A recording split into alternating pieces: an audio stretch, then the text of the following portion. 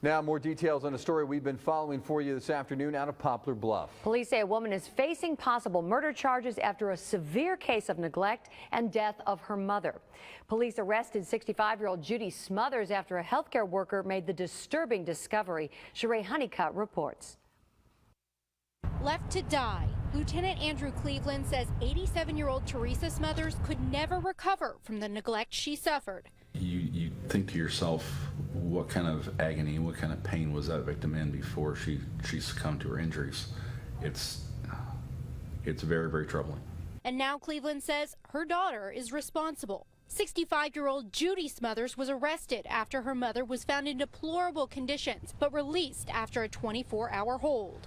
The home itself, when we went inside, it was in extreme disarray. There was an overpowering stench of urine and fecal matter. Cleveland says it was nowhere a person should be living.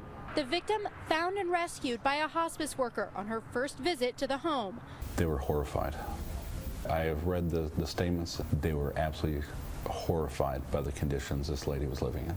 They called 911 and Teresa Smothers was rushed to the hospital by ambulance and then a home for the elderly where she died on New Year's Eve.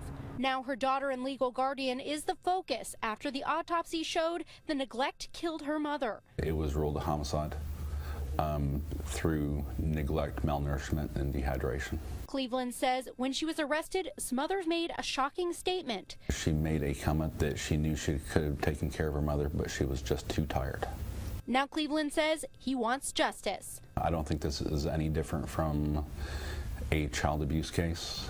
If you saw a child that was a year old or 2 years old that was put in these conditions, it would obviously be child abuse. I don't think that elderly people should be any different.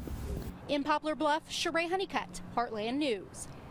The Poplar Bluff Police Department requested second-degree murder charges in this case, along with domestic and elder abuse charges.